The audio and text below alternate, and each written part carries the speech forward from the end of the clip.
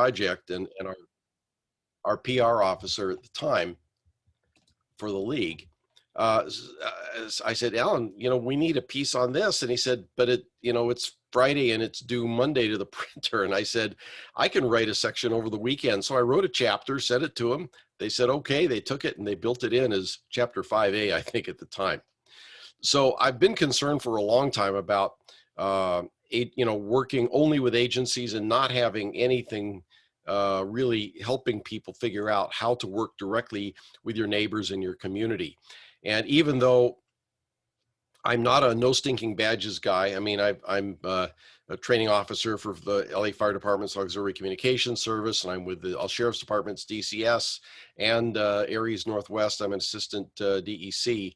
I still think there's a lot of room for amateurs to work directly with their neighbors in their community, and that's what we're going to talk about tonight. So first, I guess we're going to talk about why we want to work directly with the public, how you go about connecting with that public, your target audience, how you help them not just by doing something for them, but by teaching them something, teaching them a little self-reliance in the communication side of things. And then how can amateur radio benefit, and how can you benefit by working on this particular aspect of emergency communication? So let's go back to part 97 and the basis and purpose of amateur radio. And there are like 6 or 7 specific objectives there for, why do we have amateur radio? And one of them is providing services directly to the public. Okay, so that's what we're going to talk about. Okay, first, why would you want to work directly with the public? First, there are a lot of hams who can't really make the time commitment to go to monthly meetings or weekly drills and nets and so on. They may have other constraints that prevent them from, going down to an EOC or otherwise participating in an official organization. So there's room for them here. You don't have to have uniforms or exams or credentialing or badges or anything else. Those of you who have taken CERT type training or anything involving triage, you know that one of the basic principles is you start where you stand. And that's true also in a disaster, even if you're a communications person, not a medical person. Wherever the disaster, wherever you are when the disaster happens, that's kind of the first thing you're going to be faced with. And most likely that's going to be either your home or your workplace. So you should be prepared to do your work there until you get things stabilized. And finally, when you support your neighbors and they get to know you and trust you and rely on you as an asset in the neighborhood, they will in turn support you when you need something, like if there's an antenna permit you need or something. If you've got the support of your neighbors, it can make a big difference. The first house I moved into after I moved out from my parents, I put up 100 feet of a fixed tower with some big Yagis on it. And I had, taken a lot of time to go meet all the neighbors and talk to them, tell them what we were doing and help out with their neighborhood projects and so on. So when the time came, I ordered a big old, 2 7/8 inch, 1/4 inch wall, 23-foot steel mast from Tube Sales in Atlanta. And the truck happened to arrive there when my wife and I were away at work. And the guy said, well, there's nobody to deliver, to take it off the truck for me. So the pregnant neighbor lady across the street came over and asked what was going on. He explained it. She gathered up the other housewives in the neighborhood. They shouldered that 220-pound mast, took it off the truck and laid it in my front lawn. So good neighbor relations can get you an awful long way. So how do you connect with the neighbors who are interested in disaster preparedness? First, look around for disaster preparedness fairs.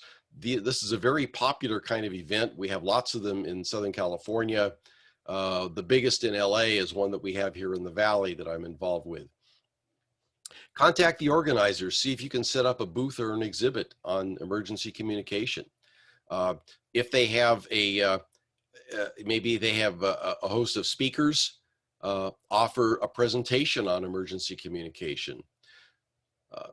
Some neighborhoods who are well organized have evacuation drills. In our area, there's the Topanga area, which is basically unincorporated LA County, but it's lots of canyons up in the hills between the valley and the ocean. And they are particularly vulnerable to fire because of the topography there. It can be difficult to get out.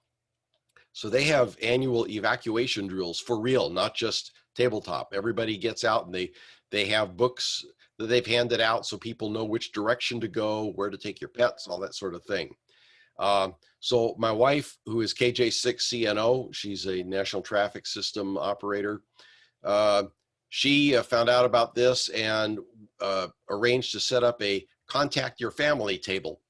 And then she generated radiograms for the visitors. You know, here's one way we could get in touch with your family if you do have to evacuate. And that proved to be very popular. We actually worked up a sample text that you could use for any that event of that kind. And here's it's the normal 25 words where we try to keep radiograms down to a reasonable length.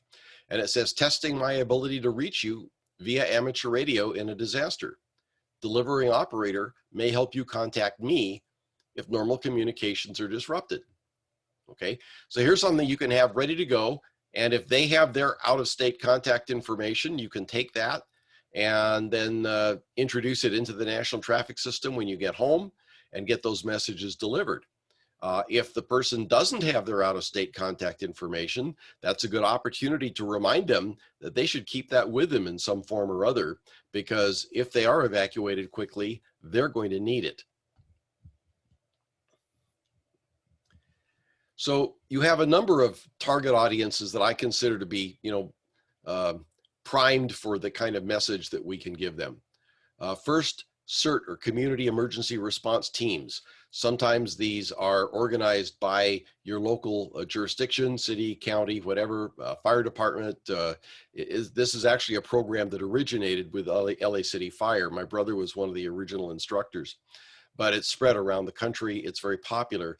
And there's typically like a 17-hour introductory class that kind of gets people sensitized to being ready to take care of themselves for some period of time before official help can arrive. And then there are some advanced classes that get involved in, basic life support, things like that, and also shelter operations. But those CERT teams, especially if they're going to be involved in either, call out for the city, or they have a team organized for their neighborhood, or they are going to have to face some sort of, communication challenge during that. And this is where we can be really helpful to them. And I'll describe a little bit later how we can do that. Neighborhood watch groups, community associations. Now, normally you would think, oh, HOAs, those are the death knell to amateur radio, but not necessarily. I know of several large retirement communities out here where amateur radio is not only permitted, but encouraged. Several, both retirement communities and regular HOAs, they have actually formed preparedness committees. And if you're involved with one of these and they don't have one, you could start with, say, hey, do we have a preparedness committee? We got N 100 homes and N 1,000 people here, and it may take a while for responders to get to us. We might want to be a little self-sufficient. You get a few people to buy into that, and then you start talking about, the various means of being prepared and things that people can do. And then you work the subject around to communications. And when they realize that, yeah, we might not have the normal communications that we would normally have, we can introduce the idea of FRS and GMRS radios, amateur radio to get longer distances, and so on. So I know several of these associations where they not only allow amateur radio, but they've actually taken space in their central clubhouse or whatever it is, and set up an amateur radio station, even in a couple of cases, put up towers and antennas so that they have that resource available for the licensed hams who are there if the time comes. So don't count these associations out. If you get to them the right way, you can walk them into the idea of having a more reliable communications. So when you get this audience, you first get an idea of what are they thinking about preparedness? Have they even given it any thought? How far along have they gone? Do they have a safety committee? And then in either case, have they considered communications? Some cases they have, in most cases, I think they will not. If they're relying on cell phones, they need to understand that cellular phones depend on infrastructure. They have limited capacity in terms of users versus line capacity. They often depend on cell sites that have very limited, if any, battery backup. So if the power goes out within a few hours, those cell sites and the phones that use them will become relatively useless. So when I say teach them to fish, here's some things that you can do. First, try to get an understanding of what their communication needs are. Second, teach them to use the family radio service, or FRS, and the general mobile radio service, or GMRS radios properly. That is, what are the rules? How would you use the equipment? Teach them the basic protocols. First, how are they organized? Do they have functional teams? Some CERT teams and neighborhood teams maybe they have groups designated for search and rescue, light search and rescue, for medical treatment, for fire suppression, and so on. They may be organized by block or by apartment complex. In the case of an office building, it may be floor by floor, or it may just be a free-for-all. They don't have any specific teams. But start by understanding what it is they consider their territory, if you will, and how they're going to operate when something happens. And once you know how they're going to operate, that gives you an idea as to what their communication needs are going to be.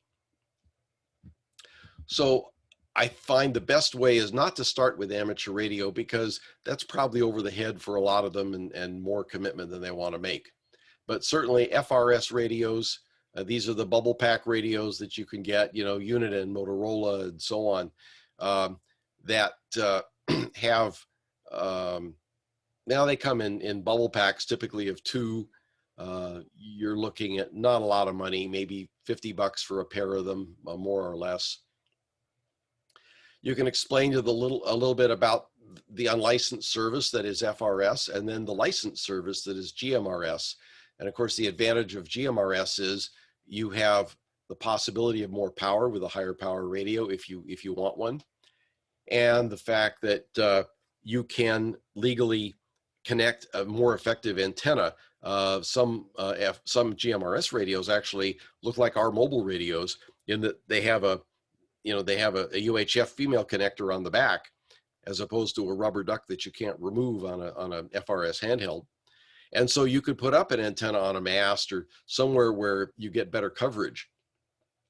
And you think about trying to cover a neighborhood. If you've got one spot that's kind of your command post and they have a GMRS, there are a lot of channels in common between the FRS and GMRS. So they could, with a good antenna, they can hear better. And of course, with a good antenna and more power, they can reach further. So they are the likely spot to have the best radio and the best antenna, which makes all these other handhelds that much more effective in reaching back to the central point. Teach them about radio coverage and limitations. One of the great exercises that I encourage anybody, even if it's a hospital that uses, Part 90 radios, they ought to be wandering around the building and deciding, where are the hot spots and where are the dead spots? Where can you reach someone and where can't you reach someone? Same thing with the neighborhood. Talk about the battery options. I always encourage, most of these things will come with a rechargeable battery of some sort, and those are fine when you've got power, but when there's no power, you can't recharge them. So they should be able to operate with like standard AA cells or something like that. And you can keep a stash of those and keep them fresh. We also encourage them not to keep the batteries in the radio if they're going to sit for a long time. But we also don't want them to sit for a long time. We really want them to use those radios. And we'll talk in a minute about how to do that. Privacy tones. There's a lot of misunderstanding about what's effectively PL.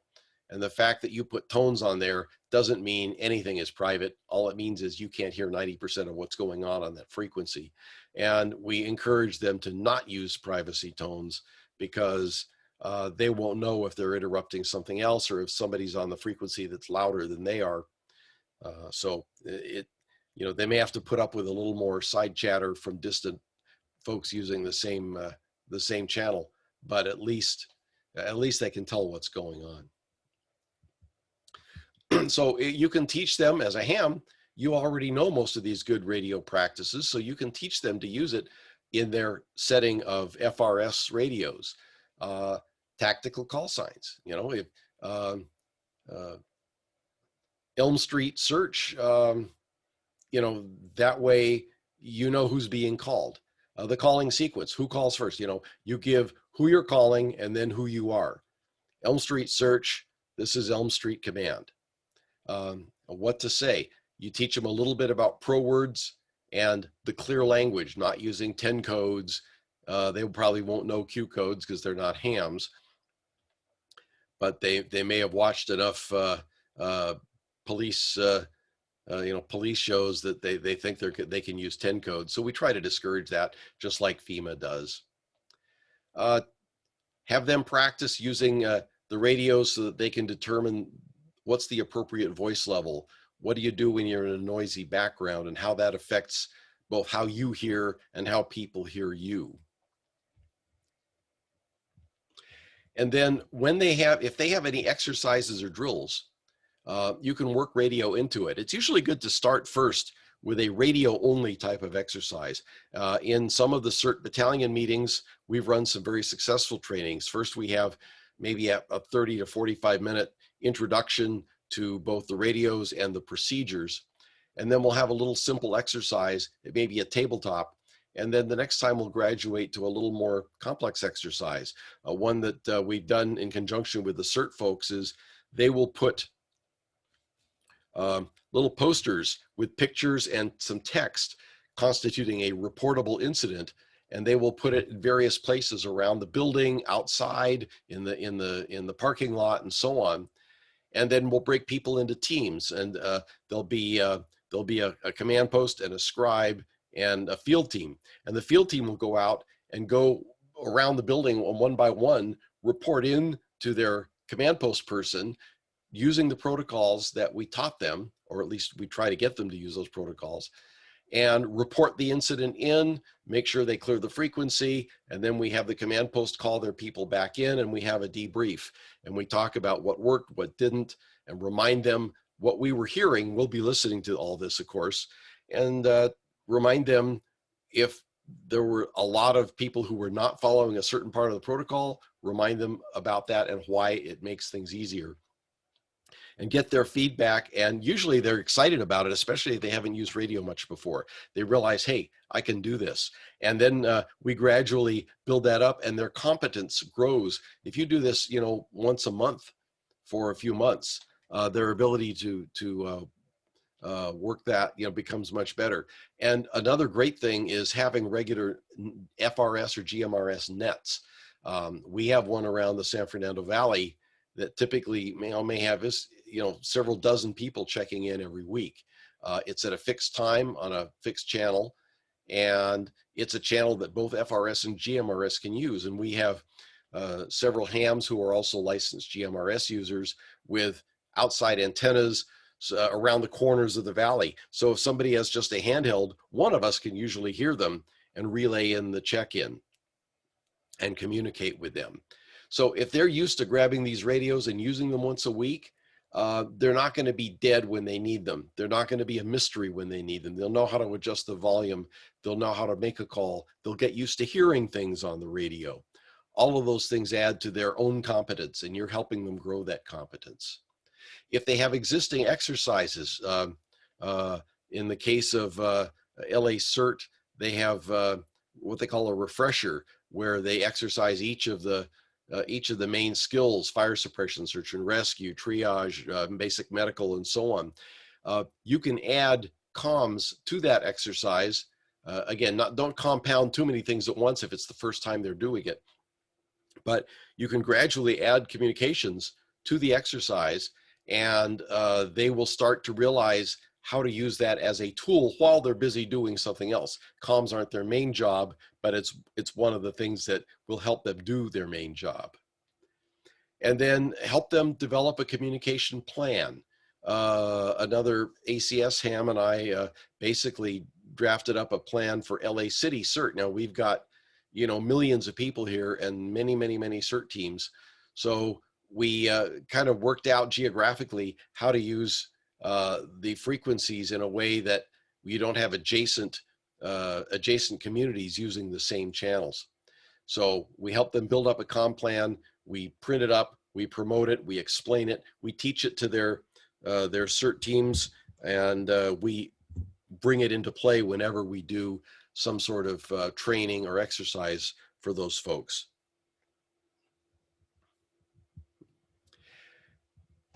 If you're going to help your community, make sure that your own capabilities are up to snuff. First thing is you should be able to handle something like a welfare message, because that kind of message could be a very high volume going out of a widespread disaster area. So I would say, if you can, try to participate in your local NTS, National Traffic System, or RRI, Radio Relay International messaging. Learn to use those radiograms and practice it.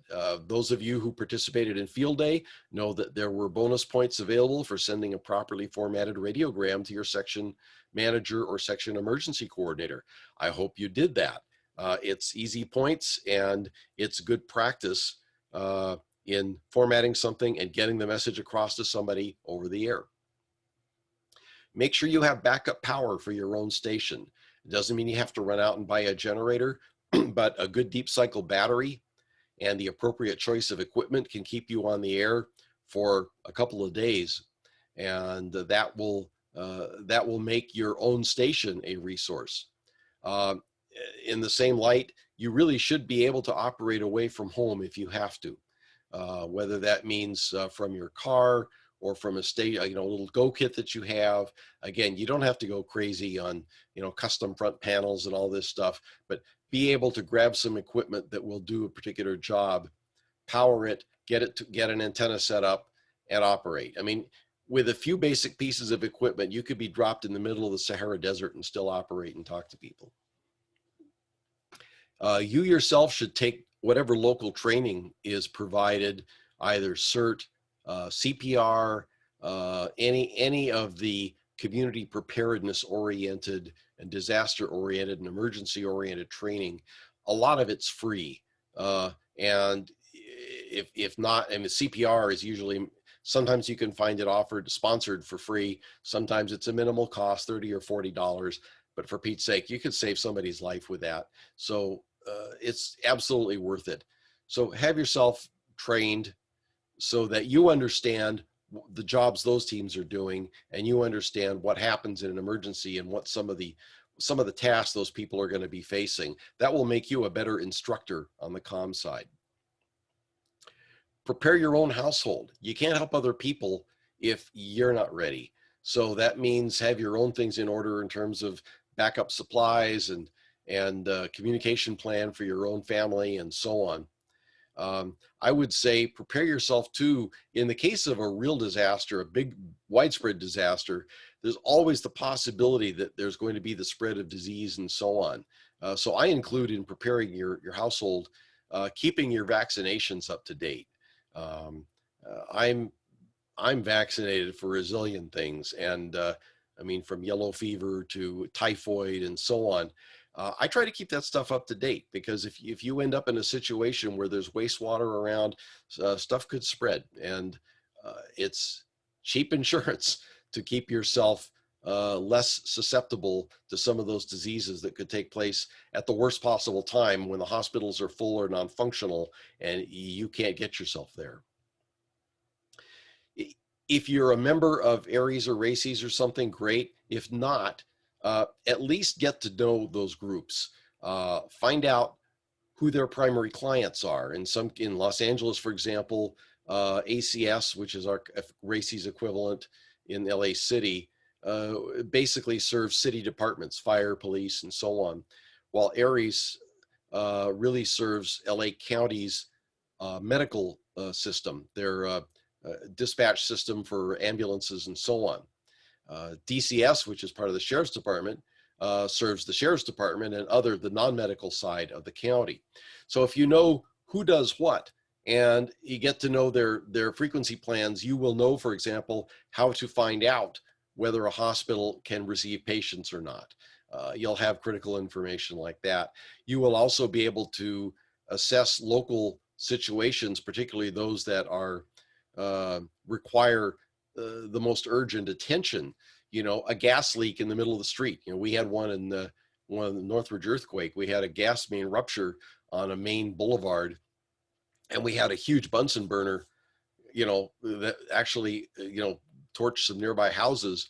And so you never know what's going to come up that's going to need immediate attention. But if you can reach the folks who are attached to the first responders by radio, if you can't reach them directly, now at least you can let them know of this situation and they can put it on their list of priorities and get resources there when they can.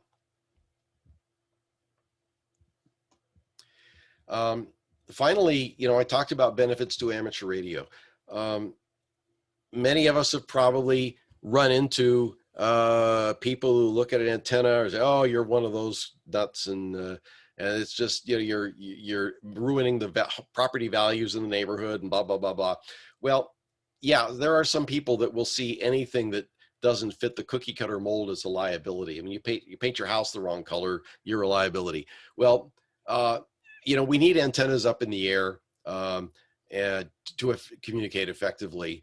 And if that antenna becomes associated with your services in teaching them and training them and coaching them and providing the services yourself if necessary, all of a sudden you're an asset. And I tell these neighborhood groups, you know, look for the people with these funny call sign plates and you know, something sticking up in the air, a pole or a tower and wires and so on. I said, those are the people that will be able to communicate when none of you can.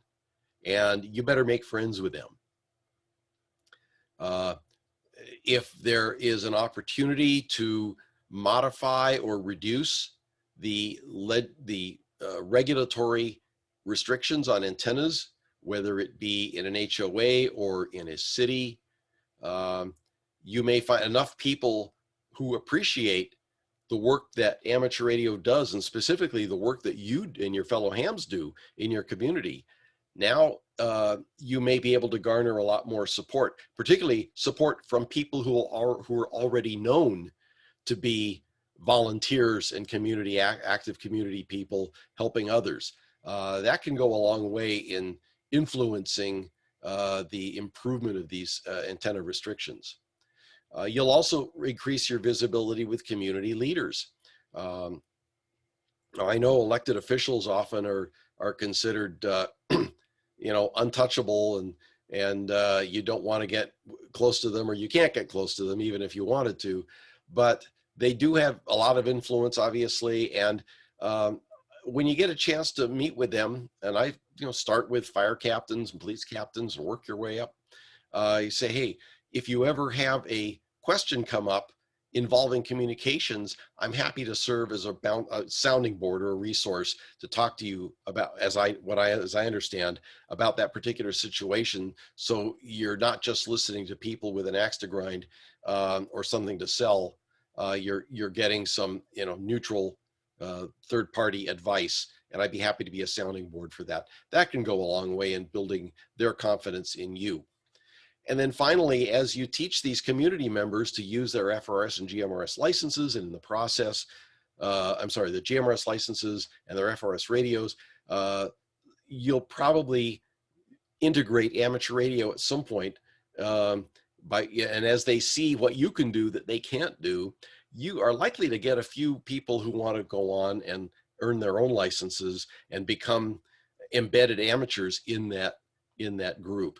And that's happened a lot. So, and they have a strong motivation to be a good resource for their team and for their community. And so they have an incentive to work to get their amateur radio license and then to use it. And so you welcome them in and you encourage them and bring them maybe into their ARES or RACES group. Let them see and participate in some of the things that we do in terms of public service. And then now you've got another group of amateurs and another resource. And again, you're helping make that community more resilient and improving the image of amateur radio in the process. So that's about it for the formals. So why don't we stop the share and let's see if we have some, I'm going to put on gallery because I don't want to sit there looking at myself. There we go. All right, first let's see if I can hear anybody. Hello, hello. I don't hear anybody. Testing, testing. I can hear Okay. you. I may have to kill the video and call in so that I can hear the questions. So bear with me a moment. We're bearing. Okay. So far, there's nothing in the chat. Oscar had his hand up. I'm Get not the sure if you call in want to number. put it up.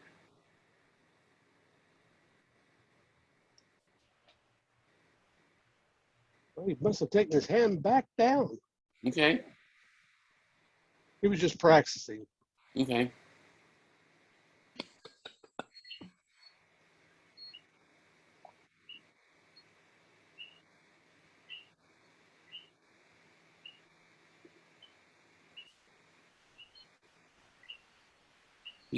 Marty's sound keeps coming on and off. Yeah, it's weird. He sounds good on this end. Right. Well, you know Puerto Rico is here when you hear the coqui. Yep.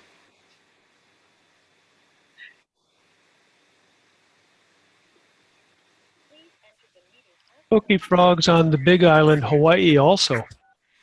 Oh, Hawaii. Can you hear me? Loud and clear.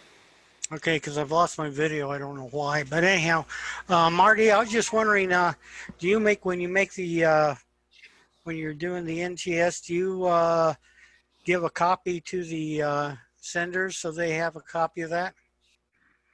Okay, I don't need to mute myself, I guess, because I can be heard here. All right, now I can hear you guys, so I'm ready for some questions. Well, he Okay, just look. had one. The hand from Hawaii, go ahead and ask your question again. Kevin? Maybe? Actually, I wasn't making a question, asking a question. I was just commenting that the Big Island on Hawaii also has the coqui frogs, which is totally not on topic. So back to net control, N6VI. All right, thank you much. I appreciate that. Somebody did have a question for Marty. We want to say it again, please? Yeah, this is Larry. I've Okay, lost Larry. my video. Yeah, go ahead, Larry. Everything went south on me. Yeah, I was just wondering, when they do the NTS telegram sheets, do you give a copy to the sender so they can keep it kind of as a memento or something? Normally we don't. What we do is we take the information and then we'll format it. But if they give you their contact information, you could always do that. That's not a bad idea. Send it to them so they can see what was actually sent and what it looks like. That was a good question. Anybody else looking for some hands or questions in chat? Ralph, you want to go ahead and ask a question that you made a comment on?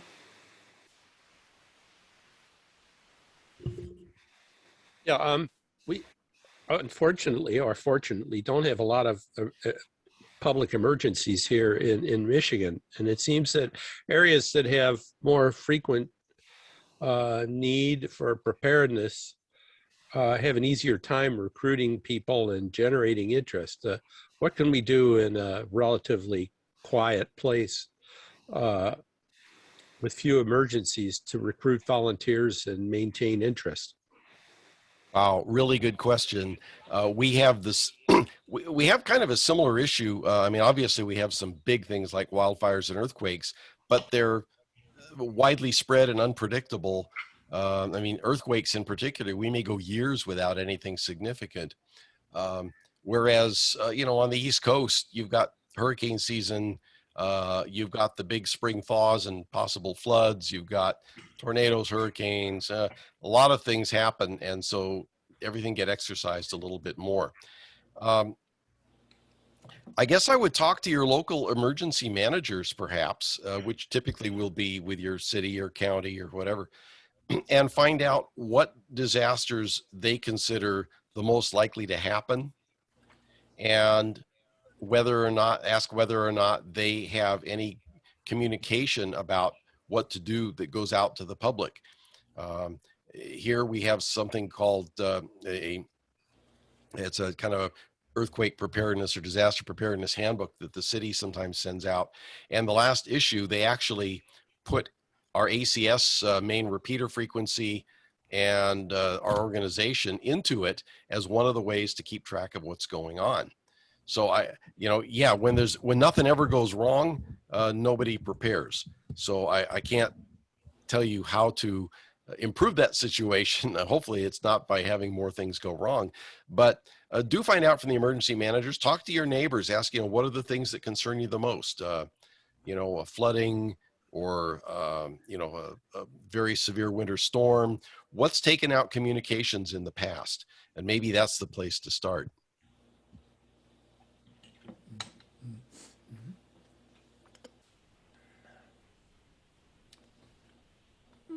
Okay, Tom, you got your hand up. I see you just put yours up. Let's take Tom first. Go ahead, Tom.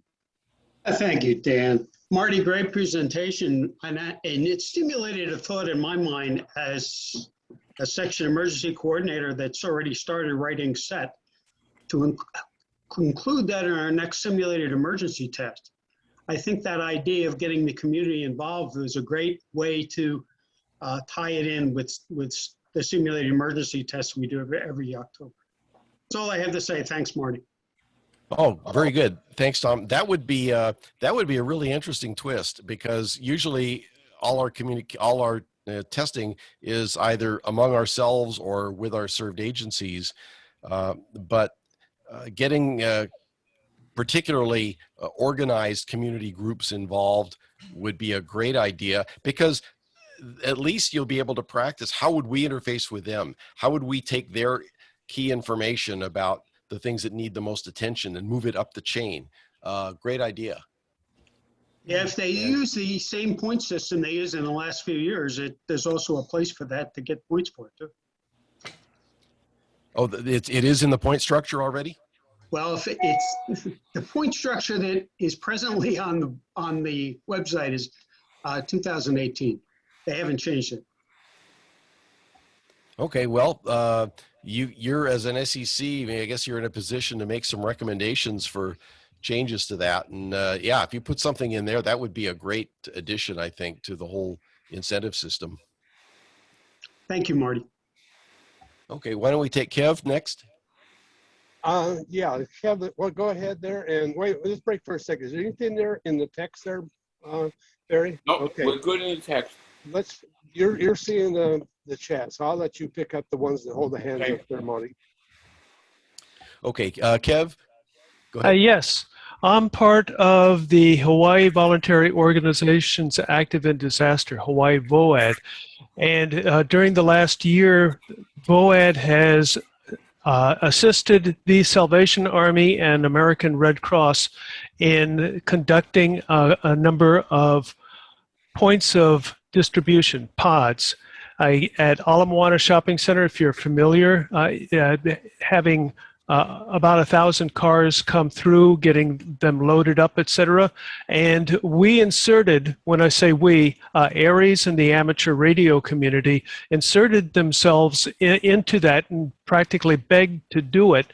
And we were the boots on the ground, the eyes and ears, reporting in where the end of the line was, etc. So points of distribution, working with the Salvation Army, the upcoming Thanksgiving dinner that they do, we're going to be out in the parking lot, the kitchen area, a lot of different places. Are we needed? No, but it gives us a chance to work with them again. So any chance you can insert yourself into operations, it will benefit you down the line. Thank you very much. Oh, excellent point. And yes, if they get used to working with you when it's not a crisis, then they'll know you when there is one. And that's really an excellent point. And sounds like you've worked yourself into some situations where you can do that. And yeah, I am familiar with Ala Moana. I used to live on the North Shore and worked in downtown Honolulu. So mahalo. Let's go to Steve.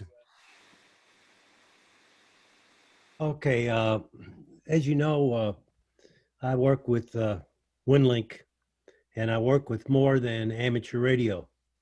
And I saw somebody there that made a comment about what do I do when emergency communication is a concept and not an experience where I live. One thing that you may want to do in approaching an EMA or a authority having jurisdiction or a critical infrastructure partner of one of those authorities, in order to get involved, whether you're an amateur radio operator or not. When you think about the IPAWS structure, the FEMA Integrated Public Alert and Warning System, we've all heard of the Amber Alert, especially the people in Hawaii, but assuming that you had not LA, but a smaller community that had lost its local communication infrastructure, and a non-amateur version of WinLink did provide that EMA with an IPAWS message to be distributed to the community, ask that manager how he intends to communicate to the community the alert message that's provided or any other communication to shelters, to churches that have shelters, to educational systems, and what have you. A typical emergency management agency for a county or sheriff's office or fire, EMS, they don't have the personnel to do those types of things. And some of the services you're talking about here with FRS and GMRS and shares do not require an amateur radio license.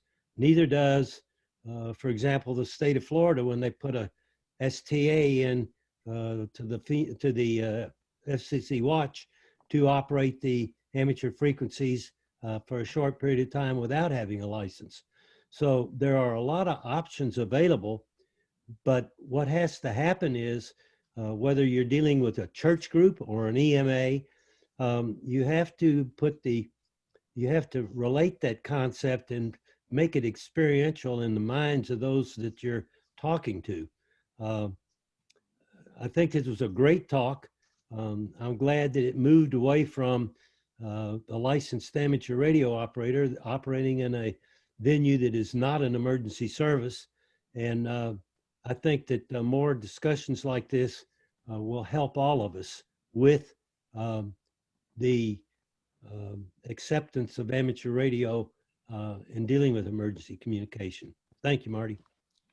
Hey, thanks, Steve. And yeah, you make a particularly good point that I didn't mention earlier, and that is a lot of times community leaders are trying to figure out how to get messages out to the community. In fact, our own section traffic manager, Kate Hutton, K6HTN, who was one of the talking heads for the USGS and Caltech during the big earthquakes before she retired. once was faced with that very problem before she became a ham, and one of the members of the Caltech Radio Club said, I can get the message out. And that's what spurred her to get her license and go on from there. And so sometimes they will ask, well, how can we get the message out? The usual answer is, well, your broadcast media, you know, AM radio, broadcast radio, television, and so on. But some of those may be infrastructure compromised. And so Definitely. if you have a channel not only from the community up, but from the resources back down to the community, that's another tack to take. Yeah, for example, North Carolina, I don't know about California, but North Carolina, every single low pressure system that runs up from the Gulf takes a turn in Oklahoma, whether it's notariable or not, and stops in North or South Carolina because of the sea breeze, land breeze coming in, and stalls and dumps on the coasts of those two states. And there are times when EAS and WIA, the broadcast systems, alert systems, do not work, are not operational. Some of these counties that have money can buy small broadcast, AM broadcast stations and what have you. But for the most part, it takes people and cooperation to get any kind of message out after they've lost their standard local infrastructure, communication infrastructure. Yeah, very good point. Very good point. Other questions or comments?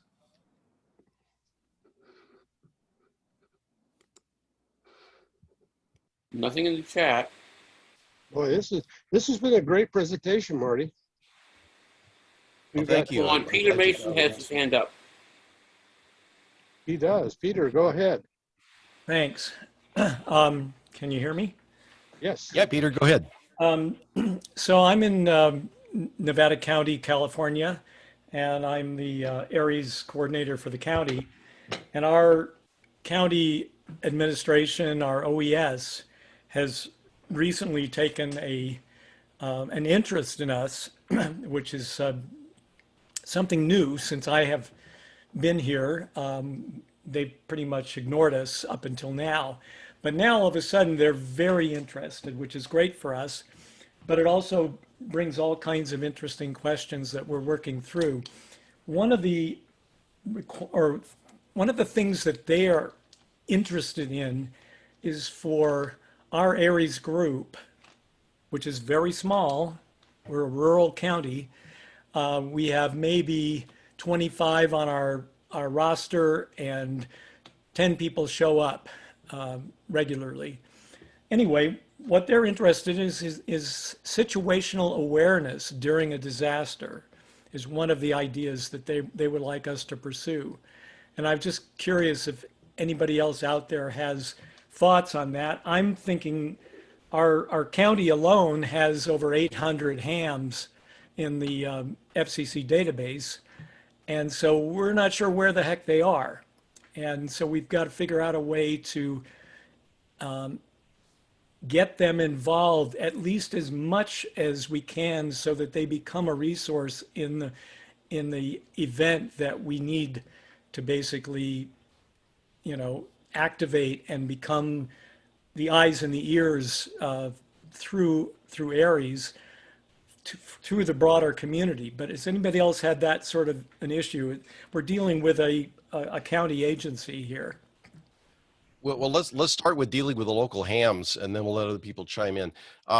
We actually, believe it or not, at one point, Los Angeles Aries was defunct. When I first got involved with a couple of other folks, we were the only ones in it, and it had lived and died a long time ago. And so we started by first figuring out who needed our services. And in our case, it happened to be the county hospitals. So we started with some of the local hospitals and said, hey, could you help us recruit volunteers who want to work with something local to them? So we picked the zip codes right around a certain hospital. They agreed to handle the printing and the mailing, and we sent out to our the hams in that area, got a bunch of responses, and then we got them introduced to the hospital, and they started participating in drills and so on. So a lot of hams are hesitant to join a group, which is why this whole talk started originally, but they might be interested in helping something that's local to them that they know they might need later, like a hospital or something like that, fire station. And if you can focus them on helping locally, then you can introduce kind of the oversight and organizational element later if you have to, but at least they will have a means then to find out what's going on, and they can relay it up the chain, give them a means to report it back up to somebody who is connected to the official responders. And again, that doesn't take a lot of training. It doesn't take a lot of specialized clearances or anything else. That's how I would start. Let's see what other people have to say. Are there comments on that?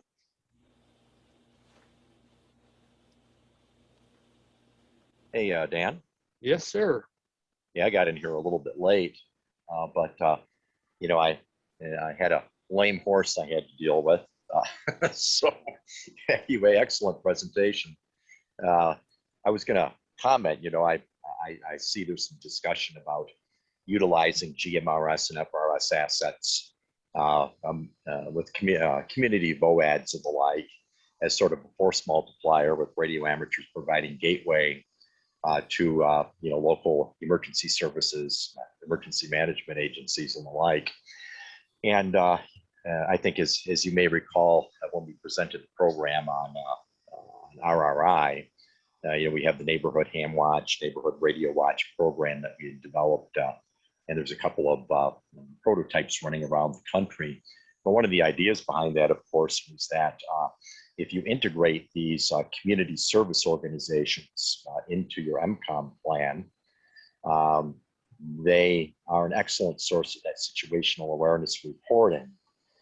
So, for example, you have a search and rescue group, or you have a community relief organization, and they're communicating using their FRS, GMRS assets. You have an amateur radio gateway to your ARES group to provide kind of that upper level support and gateway function.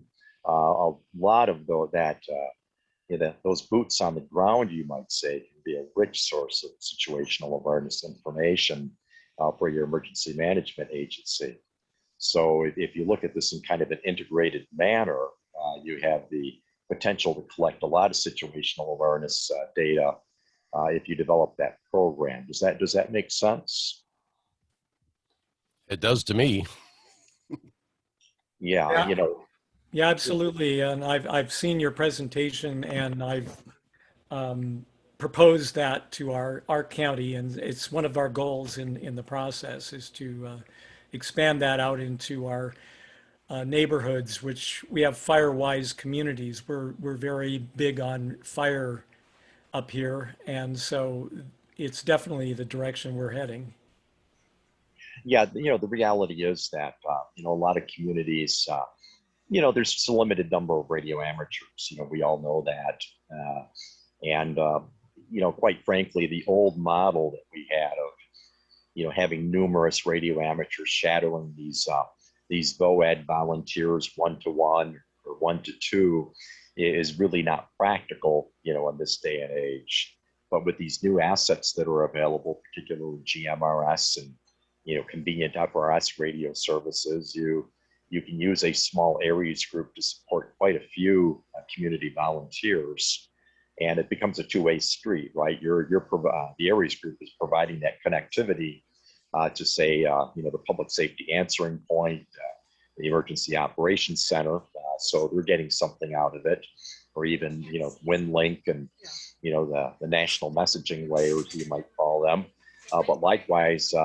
The ARES group and EMA is getting something out of it because situational awareness flows in the other direction, sort of up that inverted pyramid, you might say. So that would be one of the things I would recommend. But anyway, I don't want to say anything more. But good presentation, at least the amount of it that I've been able to see. Back Hey, to thanks, James. Appreciate it. And yeah, that's you make the point that basically using these community non-ham resources, basically it's leverage for that upward flow of information. And that's excellent. Thank you. You're welcome. Other questions or comments? There's Steve from Utah's got his hand up. Yeah, yeah, I just had a thought on the 800 people the FCC shows that are licensed in your county. If you could, break that up into manageable chunks and look them up on QRZ and stuff, and just contact a few as you had time from your organization with a real low key, hey, we noticed you have a license, we haven't heard you around. Are you active at all, and etc. Find out what they might be interested in, or why they weren't active. Even if you only got a 10% response, there's 80 hams that at least know about you. Just FYI, just to let you know, the league has started some new programs, and one of the programs that they're starting, it's in their infancy, it's not public to anybody yet, but it is to do just exactly that, to trace down these licensed people and see what they can do to get them active in amateur radio again, why they are not, and what was their interest to begin with. It's not so they are not going unnoticed. And there's a whole goblet of things besides even Aries that needs these people to be around and be active in one way or the other. Nothing more, just because they're there. So anyway, that's just a side note. I think we can use everybody that has a handheld radio during a disaster. Even though Aries and all the other radio services are looking to get people trained, those are more for people that are staffing official places like EOCs and shelters. The average ham that's out there during a disaster and has a handheld can give some information to the Aries nets that's set up, as long as the people that are out there know what the frequencies are for just the situational awareness. I know that's how the Skywarn program operates. You can be an official Skywarn spotter, but they're not going to turn down a report of a tornado from someone that's not a Skywarn spotter for the situational awareness. I think that's one of the things that we can do, is we can provide them with the boots on the ground and the eyes on the sky and in your neighborhoods to let the people in the official groups know what's going on so they can better their response. So yes, it's something that we can do, and something that we should encourage people to get on the air once a month or once a week and test their radio equipment to be sure that it actually works and they know how to use it. That's all the training they really need to be someone that can provide situational awareness. Back to net. Yeah, good idea. Okay, there's no more hands up. We're into this thing a little over an hour right now. I don't want to cut it short. Are there any more questions, comments, or whatever here for Marty? Boy, for a bunch of hams, you're sure silent sometimes. Yeah, we had some good questions. That's okay. It Yeah, sounds we like a have. wrap at this point. Oh, yeah. Dennis has his hand raised. He does. Dennis, go ahead. Thanks, guys, and good evening, Marty. It's good to see you again. It's only been 2 days. I was sitting here thinking about this, and I wanted to share, and I've shared this before on RAPAC, but here in our community, we've got a relatively small community here. This is Eastern Kern County. We're separated from the main bulk of Kern County by the Sierra Nevada mountains, so we're kind of on our own out here. One of the things that we have is something we call the Emergency Services Committee, and it's where we bring all of these different volunteer organizations together with first responders, as well as our local hospitals and the hospital and medical services and all of that. We meet every month. It's a fairly informal meeting. But when we had the big earthquakes out here a couple of years ago, that group of people was instrumental in allowing everyone to know who to talk to, who to contact, who to stay in touch with, where to go for information. And we have, city organizations as well as police, fire, the hospital, ambulance company, Red Cross, the school district, it just goes on and on. Plus our Aries group and our radio club, and we found that during the earthquake, a lot of the information that was asked for, they were looking for situational awareness. The EOC here, the police department, was looking for situational awareness, and it came through the knowledge of this ESC group and who to talk to and who to go to. We had a lot of and the guys from Cascadia Rising, when they did the talk on Cascadia Rising a couple of weeks ago, they talked about the idea of amateurs who are not part of your Aries group that are just walk up volunteers. They played a big part of what we were doing during the earthquakes here, and I can't say enough about that group, the Emergency Services Committee. I think that's something that is real vital to small communities, and we're a community of about 30,000 here in the Valley. And LA, something like LA, it would never work, but because it's just too big. But smaller communities, something like that would be a great help to organize and get all those community organizations together. So I'm really, really proud of our group here that we have here in Indian Wells Valley. It's pretty neat. Yeah, Dennis, I'm down in Lancaster. I'm the Aries DEC. I was just wondering, maybe, can you get me a phone number so I can contact you? Because we're doing some stuff down here that might interest you. Yeah, hey, just send me an email, my call sign at arrl.net. That'll work.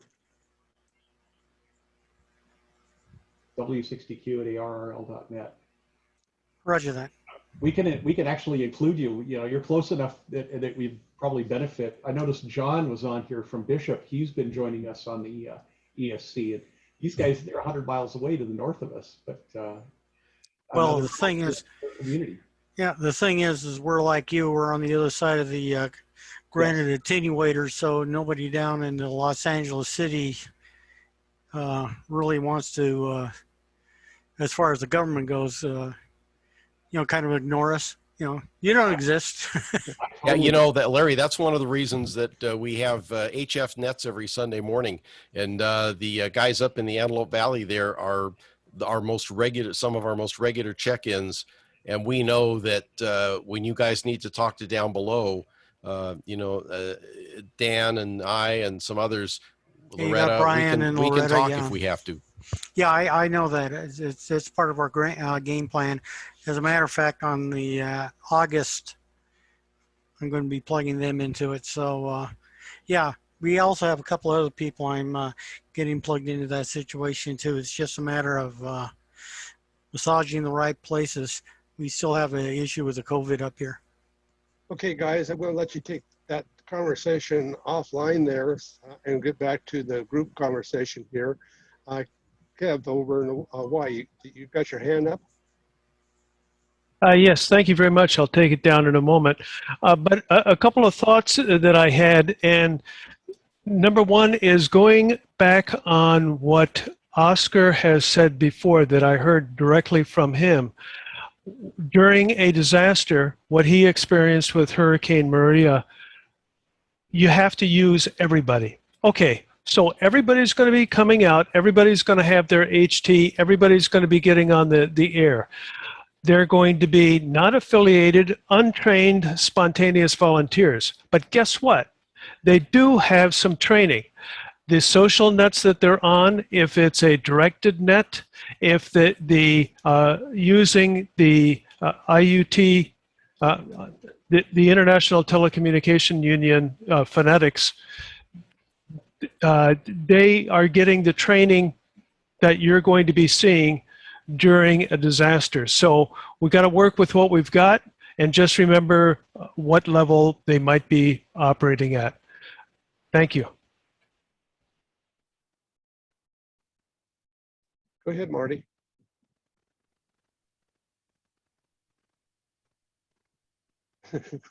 Calling Marty. Yeah, I'm here. Go ahead. Okay, no, I just thought you wanted to pop in on that. No, I mean, every hand. That's why I'm, if we can get hams who aren't affiliated with something to at least get involved in their local communities, they will build. They'll know the other end of the situational awareness, even if they don't know how to get it somewhere. At least it's a start. You know, they will be tied in with their local volunteers, and they become eyes and ears for you. Yes, and I think I saw Lee in here. She can test, and the emergency she recently had, the people that walk in, there's a place to put them. There's lots of work to do. Is there any more questions out there? Any answers? Wow. Well, Marty, it's been a real good presentation. We had good turnout tonight. Your presentations usually do that. And we appreciate it. In case you're wondering, Thank you very much. This has been Marty fun, and I hope many of you can go and work with those local community groups and become a teacher. You know, you start to learn about this FRS and GMRS stuff and what it can really do, and we have a lot of fun with it, and we get people interested in radio that never thought they would be, and that's a good thing. And different locations have different opportunities. I'm trying to do some of that work up in where our cabin is. We have people up there. You know, I'm telling them, you know, let's get those radios and make it safer to walk around, hike around, all that stuff. And then we'll have radios when we need them. Okay, Larry, you got your hand up. Go ahead. On that GMRS, the new regulations, I think is going to be a plus. When you make your presentation, is that where you use the FRS GMRS starting point? Yeah, for example, if I'm doing a talk to a certain group or something like that, actually we have a cache of demo radios that one of the manufacturers gave us for this very purpose. And we have like 20 of the radios we can bring in a big case. And, you know, we can talk about it. And then for those that don't have them, we can hand them out and let them, obviously keep track of them, make sure we get them back. But hand them out and let them go and try it for themselves, see what they sound like, actually talk to somebody on the radio. For some, it's the first time they've ever done it, not counting their cell phone, which they don't think is a radio, but really is.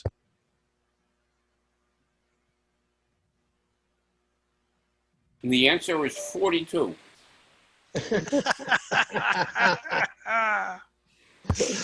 I'll leave it to Barry. Well, you asked for the answer. Okay. Are there any other answers, questions, or comments out there? Okay, hearing none, I'll start the wrap up here. I want to make sure we don't miss anybody.